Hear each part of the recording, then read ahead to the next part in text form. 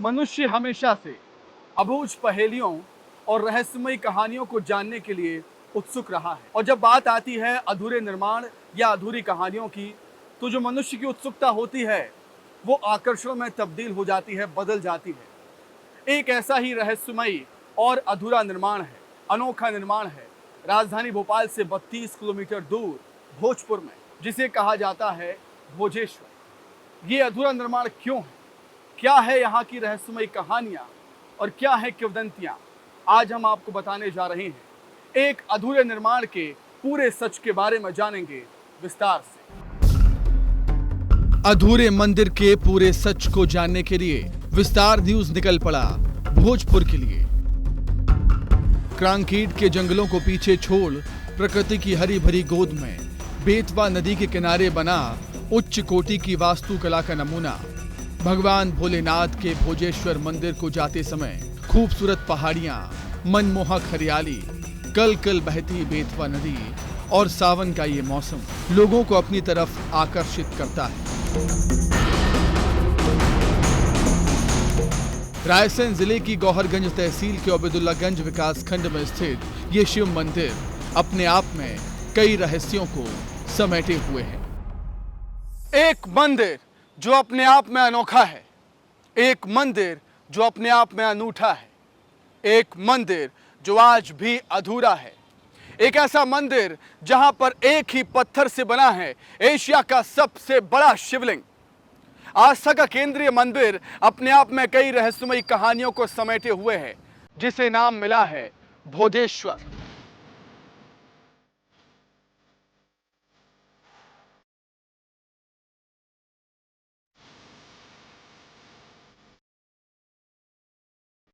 मध्य प्रदेश की राजधानी भोपाल से 32 किलोमीटर दूर स्थित भोजपुर से लगती हुई पहाड़ियों पर एक विशाल अधूरा शिव मंदिर है। ये भोजपुर शिव मंदिर या भोजेश्वर मंदिर के नाम से प्रसिद्ध है। भोजेश्वर मंदिर का अधूरा निर्माण है। कहा जाता है कि इस मंदिर के अधूरे होने के पीछे कई बड़ी वजह हैं, कई किस्से कहानियां हैं। इस मंदिर को किसी वजह से एक ही रात में बनाया जाना था, लेकिन ऐसा नहीं हो सका। सुबह होते ही इस मंदिर का निर्माण कार्य रोक दिया गया। उस समय छत के बनाए जाने का कार्य चल रहा था, लेकिन सूर्योदय होने के साथ ही मंदिर का निर्माण कार्य रोक दिया गया। तब से ये मंदिर अधूरा ही है। इतिहासकार कहते हैं कि भोजपुर के इस शिव मंदिर का निर्माण 11वीं सदी में परमार वंश के प्रसिद्ध राजा भोज ने करवाया था। बेतवा नदी के किनारे बना उच्च कोटि की वास्तुकला का ये नमूना राजा भोज के वास्तुविदों के सहयोग से तैयार हुआ था। इस मंदिर को लेकर बहुत सारी कहानियां हैं। उनमें से एक कहानी ये भी है, कहा जाता है कि इस मंदिर का निर्माण करवाया था राजा भोज ने। इस शिलालेख में भी इस बात का जिक्र है। देखिए, आपको दिखाते हैं। इसमें लिखा हुआ है, देखिए आप, कि इस अनूठे किंतु अपूर्ण मंदिर का निर्माण सुप्रसिद्ध परमार वंशी राजा भोज प्रथम द्वारा किया गया था। राजा भोज कला और विद्या के महान संरक्षक थे।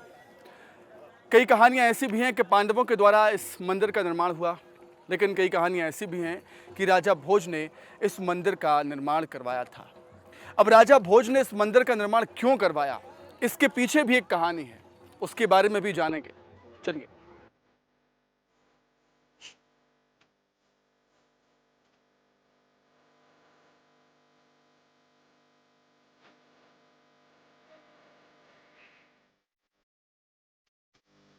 जैसे जैसे मंदिर की सीढ़ियां हम चढ़ते गए, वैसे वैसे हमारी जिज्ञासा बढ़ती गई इस मंदिर के रहस्यों को जानने की। मंदिर की दिव्यता और भव्यता सोचने पर मजबूर करती है कि कई ऐसी बातें छुपी हुई हैं इस मंदिर में, जो इस मंदिर को दूसरे मंदिरों से अलग बनाती हैं। मंदिर की बाहरी विशालता को देखने के बाद हम पहुंचे मंदिर के गर्भगृह के अंदर, और सामने था महादेव का भव्य और विशालकाय शिवलिंग, जो एशिया का सबसे बड़ा शिवलिंग है।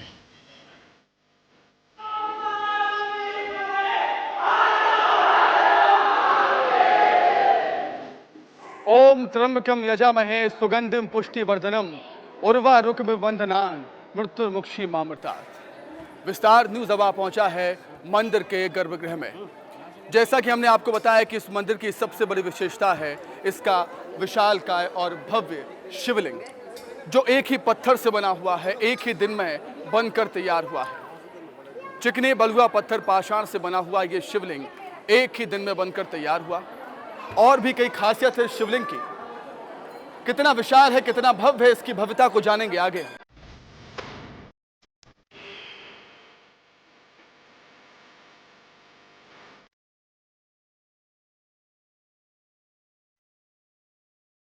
इस मंदिर की विशेषता इसका विशाल शिवलिंग है, जो कि विश्व का एक ही पत्थर से निर्मित सबसे बड़ा शिवलिंग है।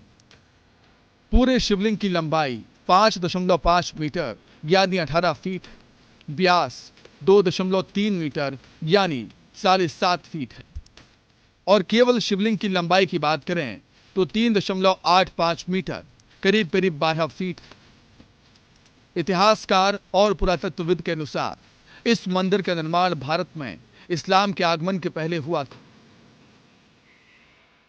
इस मंदिर के गर्भगृह के ऊपर बनी अधूरी गुंबदकार छत भारत में ही गुंबदकार निर्माण के प्रचलन को प्रमाणित करती है, भले ही उनके निर्माण की तकनीक भिन्न हो।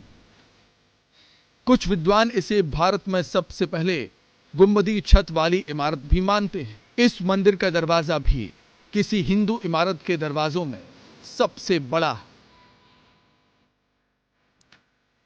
भक्तों की आस्था के इस केंद्र में भगवान शिव की पूजा अर्चना का तरीका भी बिल्कुल अनोखा है। शिवलिंग इतना बड़ा है कि उसका अभिषेक धरती पर खड़े होकर नहीं किया जा सकता। अंदर विशालकाय शिवलिंग के चलते इतनी जगह नहीं बचती कि किसी अन्य तरीके से शिवलिंग का जलाभिषेक किया जा सके। इसलिए हमेशा से ही इस शिवलिंग का अभिषेक और पूजन इसकी जलहरी पर चढ़कर ही किया जाता है। कुछ समय पहले तक आम श्रद्धालु भी जलहरी तक जा सकते थे, लेकिन अब सिर्फ पुजारी ही दिन में 2 बार जलहरी पर चढ़कर भगवान का अभिषेक और पूजा करते हैं।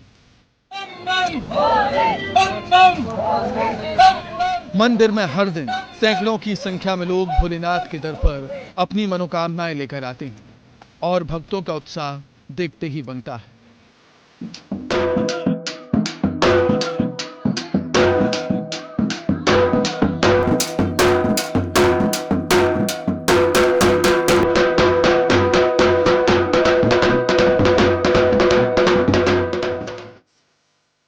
इस प्रसिद्ध स्थल में साल में 2 बार वार्षिक मेले का आयोजन किया जाता है, जो मकर संक्रांति और महाशिवरात्रि पर्व के समय होता है। इस धार्मिक उत्सव में भाग लेने के लिए दूर दूर से लोग पहुंचते हैं। महाशिवरात्रि पर यहां 3 दिवसीय भोजपुर महोत्सव का आयोजन किया जाने लगा है।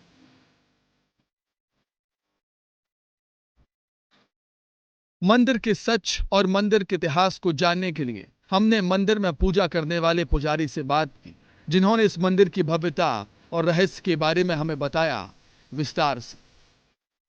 भोजपुर के इस भव्य विशाल मंदिर की भव्यता को अगर और करीब से जानना है आपको, तो यहाँ पर पूजा करने वाले पुजारियों से बात करना भी बेहद ज़रूरी हो जाता है, जो कई वर्षों से यहाँ पर पूजा कर रहे हैं। और ऐसे एक पुजारी हमारे साथ मौजूद हैं, सुरेंद्र गिरी महाराज जी, जो यहाँ पर लगभग 35 वर्ष हो चुके हैं पूजा करते हैं, और इनकी कई पीढ़ियाँ भी पूजा कर चुकी हैं इस विशाल भव्य भोलेनाथ के मंदिर में। तो आइए जानेंगे पंडित जी से इस मंदिर की भव्यता के बारे में। पंडित जी प्रणाम सबसे पहले आपको, और हर हर महादेव। पंडित जी सबसे पहले आपसे मैं जानना चाहूँगा इस मंदिर के बारे में, इस मंदिर की भव्यता के बारे में, दिव्यता के बारे में। राजा भोज को ऐसा बताया जाता है भैया कि उनको कोई चर्म रोग हुआ था, तो उनको संत विद्वानों से जब उन्होंने पूछा तो उनको ये बताया गया था कि 9 नदी 99 नाले का आप तालाब बनवाएं, वहाँ से मंदिर बनाकर शिव जी की स्थापना करके अभिषेक करें तो आपको ये मुक्ति मिल सकती है। पर ये मंदिर का काम चल रहा था 1010 से 1055 तक कहते हैं इसको बनाया है। तो 1026 में सोमनाथ के मंदिर पर आक्रमण हो गया था, तो राजा भोज ने यहाँ काम रोक दिया था। वहाँ उनकी आर्थिक जो भी स्थिति खर्च हुई, फिर दोबारा कहते हैं इसको पूरा नहीं कर सके वो, इसलिए अधूरा पूर्ण इसको कहा जाता है। और राजा भोज ने जब मंदिर का निर्माण करवा दिया था तो क्या वो ठीक हो गए थे? इसके बारे में क्या कुछ कथाएं प्रचलित होती हैं?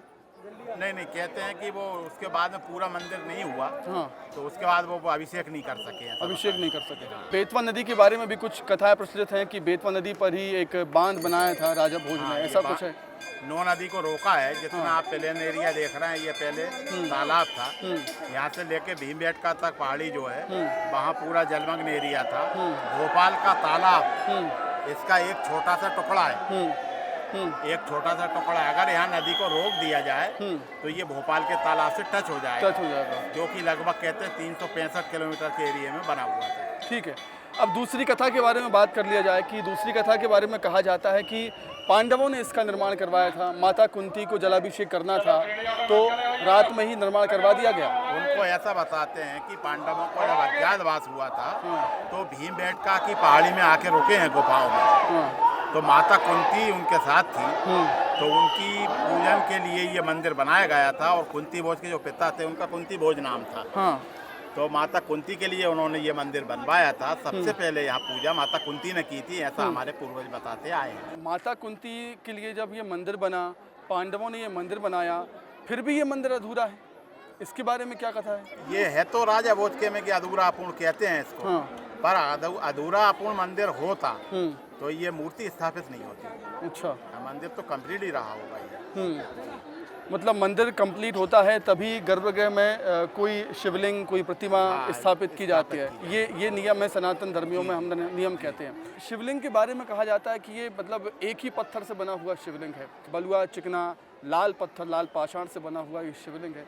इसके बारे में क्या कुछ मान्यता है? शिवलिंग तो ये इसी पहाड़ी का पत्थर है, इसी पहाड़ी का जी, पत्थर है। पर इसमें ऐसा लेप उस समय किया गया है पॉलिश इसमें, कि आज भी चमक है इसमें। जल छोड़ते हैं, अभिषेक करते हैं तब तो चेहरा दिखाई देता है। अच्छा, इतनी चमक, इतनी चमक। तो देख रहे हैं आप विशेषता एक और शिवलिंग की पंडित जी बता रहे हैं विस्तार न्यूज़ पर कि इतनी चमक है, इतनी चमक है भगवान भोलेनाथ के इस विशाल काय शिवलिंग में कि जब जलाभिषेक किया जाता है तो इस शिवलिंग में आप अपना चेहरा देख सकते हैं। देखिए कितनी भव्यता है इस शिवलिंग की, इस मंदिर की।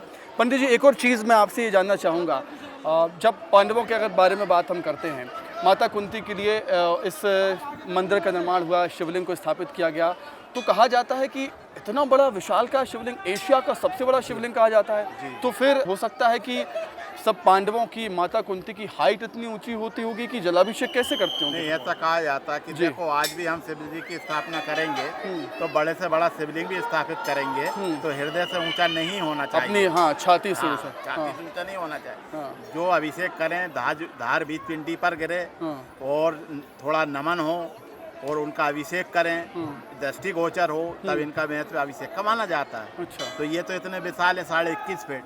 तो माता कुंती कहते हैं कि 25 फीट से वो नीचे से खड़े होकर पूजा करते हैं। अच्छा, अच्छा, ऐसा कहा जाता है। इस मंदिर को पांडवकालीन भी माना जाता है।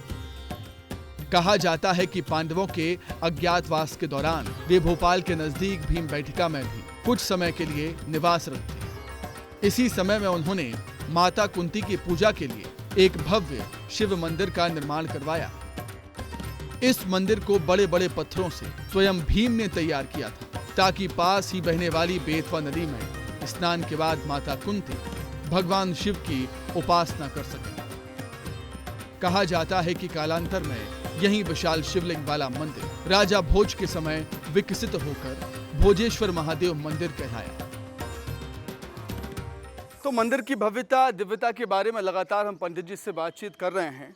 अब पिछले हिस्से में हम आज आ रहे हैं मंदिर के, और कहा जाता है कि यहीं रैंप है और इन्हीं रैंप के ज़रिए घोड़ों और हाथियों के ज़रिए है ना खींचा गया पत्थरों को। पंडित जी, ये उस समय की तकनीक थी ये, हाँ, कि जितना काम करते थे उतना मिट्टी से भरते जाते थे और मिट्टी भरते भरते जब ये सब पूरा काम सेटिंग हो जाता था तो बाद में मिट्टी उसकी निकाल देते थे। ये दिख रहे हैं यहाँ पे मिट्टियाँ भरी गई, ऐसा है क्या? नहीं नहीं, अंदर मिट्टी, मतलब अच्छा, उसमें अंदर भरते थे, अंदर मिट्टियाँ भराती जाती थी। और ये इसी रैंप से ले गए हैं? नहीं, ये रैंप से ले गए हैं। अच्छा, ये रैंप है? हाँ, ये रैंप ही है लंबा ऊपर। अच्छा, हाँ, इस रैंप से ले गए हैं पत्थरों को जी। ये जो रैंप देख रहे हैं आप, दिखाइए ज़रा, ये इस रैंप के ज़रिए पत्थरों को ऊपर ले जाया जाता था। पंडित जी, ये क्या है? ये जो मगरमुख है, ये मगरमुख है। हाँ जी, यहाँ से अभिषेक का जल निकलता है। हाँ, हाँ जी, और ये दो प्रकार के मुख होते हैं, या तो गौमुख होता है या मगरमुख होता है। अच्छा, तो इस मंदिर में मगरमुख है ये। हाँ, जो अभिषेक करते हैं उसका जल इसमें से निकल के बाहर जाता है। तो एक ही मगरमुख है कि उस साइड भी नहीं, बस एक ही है। एक ही है। तो अभिषेक का पूरा जल यहाँ से, यहाँ से निकलता है। पर ये बड़ी विधि विधान से इस मंदिर को बनाया गया है। जैसे ये जो पहाड़ी है ये ओम आकार की है। ओम आकार की पहाड़ी। अच्छा, जो ओम का बिंदु होता है उसके ऊपर इस मंदिर को बनाया गया है। सैटेलाइट से अपन देखेंगे तो ओम की आकृति ओम पूरे आकार। में नजर आएगी हमें। ओम आकार की ये हाँ। पहाड़ी है। भोजेश्वर मंदिर के पीछे के भाग में बना ढालान है, जिसका उपयोग निर्माणाधीन मंदिर के समय विशाल पत्थरों को ढोने के लिए किया गया था। पूरे विश्व में कहीं भी अवयवों को संरचना के ऊपर पहुंचाने के लिए ऐसी प्राचीन भव्य निर्माण तकनीक उपलब्ध नहीं है। ये एक प्रमाण के तौर पर है, जिससे ये रहस्य खुल जाता है कि आखिर कैसे कई टन भार वाले विशाल पत्थर मंदिर के शीर्ष तक पहुंचाए गए। तो मंदिर की भव्यता, दिव्यता, विशेषताओं के बारे में लगातार पंडित जी से बातचीत हो रही है। पंडित जी, जलहरी के बारे में भी कुछ मान्यताएं हैं, विशेषता हैं, वो जरा बताइए दर्शकों को हमारे। इसमें 4-5 बातें ऐसी हैं कि जो कहीं नहीं मिलेंगी मंदिरों में आपको। हाँ। नंबर 1 में विशाल शिवलिंग है 21.5 फीट के। एक बात हुई, एशिया में सबसे बड़ा शिवलिंग जी। है कि दुनिया का सबसे दुनिया बड़ा? का सबसे बड़ा, दुनिया का प्राचीन शिवलिंगों में ये सबसे बड़ा सबसे मतलब विश्व का सबसे प्राचीन शिवलिंग ये कहा जाता है। जी। दूसरे नंबर में पश्चिम दिशा में गेट है मंदिर का। पश्चिम दिशा में होते नहीं गेट अक्सर। अच्छा। हाँ, ये पश्चिम दिशा में गेट है। चौकोर योनि पीठ है स्क्वायर में। गोल होती है जलेरी, छोटी हो चाहे बड़ी, ये चौकोर है। ये कहीं नहीं मिलेगी आपको विश्व में कहीं, यहीं पर है बस। चौकोर जलहरी जो योनिपीठ। जी। अच्छा, मतलब जिस पर शिवलिंग रखा होता हाँ है, जी, तो उसको क्या बोलते हैं? जलहरी जलहरी। योनि जलहरी योनिपीठ बोलते हैं। ये चौकोर है और हर कहीं आपको कैसी मिलती है? गोल मिलती है। हर कहीं गोल मिलती है, चौकोर। तो देखा आपने जलहरी की विशेषता बता रहे हैं पंडित जी की। विश्व में आप कहीं भी जाएंगे, शिवलिंग के दर्शन करेंगे तो गोल आपको योनिपीठ जलहरी मिलेगी, लेकिन ये चौकोर है। ये खास बात है। और हैवी पिलर्स आप देख रहे होंगे जी। ये भव्यता है। हैवी पिलर्स के बारे में पंडित जी बताएं कुछ। ये 25 फीट के सिंगल स्टोन लगे हुए हैं, हैवी पिलर है। एक ही पत्थर का जी इस्तेमाल हाँ, हुआ है। विश्व विख्यात पिलर है। 25 फीट का सिंगल स्टोन है। हाँ। एक ही पत्थर है 25 फीट का। 25 फीट का एक ही हाँ पत्थर। और दीवार में कहीं कोई मसाला नहीं लगाया उस समय। पूरा इसका बैलेंस बना करके काम किया।